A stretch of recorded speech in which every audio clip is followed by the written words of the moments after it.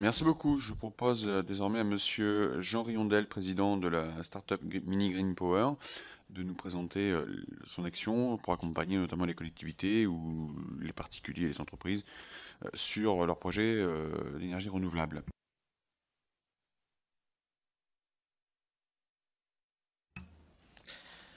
Monsieur le Président, Monsieur le rapporteur, Mesdames les députés, merci de donner à notre start-up provinciale installée à Hyères, dans le Var, l'occasion de présenter devant la représentation nationale les difficultés que nous rencontrons au jour le jour.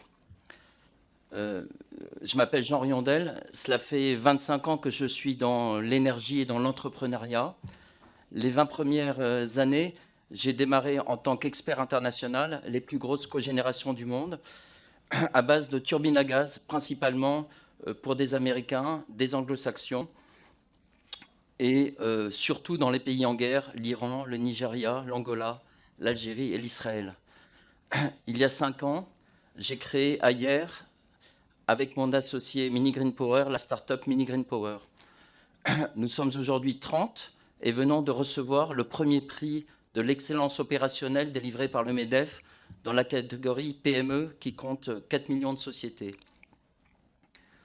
Dès 2013, mon intuition était que l'énergie de demain serait faite en circuit court avec des petites unités locales complètement automatisées, commandées à distance à base d'énergie renouvelable. Aujourd'hui, c'est devenu une certitude. En France, on n'a pas de pétrole, mais on a de l'or vert. Nous avons inventé et breveté des mini-centrales vertes carbone zéro qui produisent de la chaleur, de l'électricité à partir de résidus végétaux de mauvaise qualité et de déchets de bois locaux. Nous couplons green tech et numérique au service de l'environnement. Nous fournissons une solution d'énergie propre et rentable aux industriels et aux collectivités locales. Notre technologie est unique au monde. Nous l'avons mise au point grâce au big data. Nous jouons sur les deux leviers de la transition énergétique, les déchets et l'énergie. En France, nous disposons de 6 millions de tonnes de déchets verts par an, peu ou pas valorisés, et 10 millions de tonnes de bois bais qui partent principalement à l'étranger, faute de valorisation en France. Avec ces résidus, nous pourrions chauffer 4 millions de foyers et créer 4 000 emplois pérennes sur tout le territoire. Malheureusement, nous subissons des freins importants, des freins de 3 ordres. Freins réglementaires, freins administratifs et freins financiers.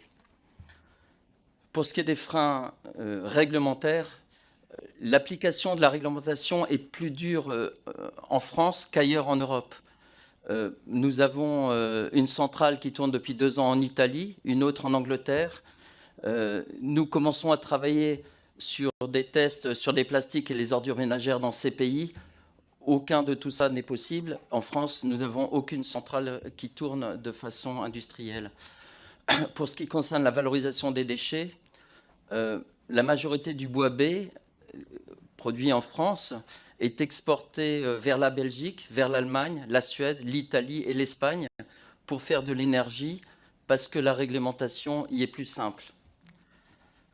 En ce qui concerne les freins administratifs, le fonds chaleur dont on a bien parlé a été augmenté pour faciliter le développement de la chaleur verte.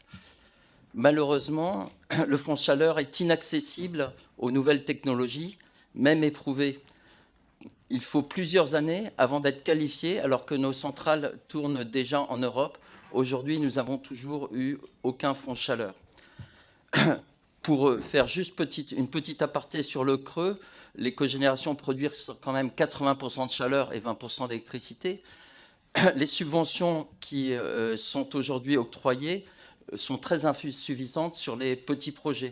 Seulement 10 mégawatts sont réservés aux petits projets à l'échelle nationale, alors qu'il faudrait attribuer la majorité de ces aides aux projets qui sont petits et donc qui, par définition, font appel à des circuits courts. D'autres filières, comme la méthanisation, sont bien plus subventionnées aujourd'hui, alors que la filière bois-énergie à laquelle nous appartenons est plus mature et plus rentable. Autre frein administratif, la commande publique.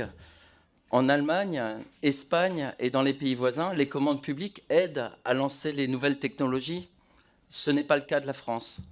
Les décrets sur les projets d'innovation qui seraient non soumis à appel d'offres ne fonctionnent pas. Ce serait pourtant la solution. Nous avons par ailleurs un accès difficile aux subventions européennes. Comment se fait-il que les start-up italiennes, espagnoles, allemandes obtiennent beaucoup de subventions alors que les start-up françaises en ont très peu comparé à ces pays-là? Pourquoi? Nous avons aussi des freins financiers importants. Les financements sont très insuffisants pour une start-up qui produit des infrastructures de l'énergie. Nous sommes dans la même cour que ceux qui font du numérique, des jeux vidéo ou des robots pour alimenter les chiens. Les financements publics sont trop faibles en regard des enjeux. Les financements privés, le capital risque par exemple, est très insuffisant lorsqu'on est entre la preuve de concept et le décollage commercial.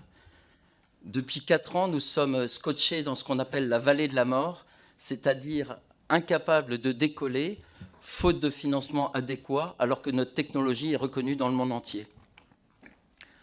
Les banques françaises ne nous aident pas non plus.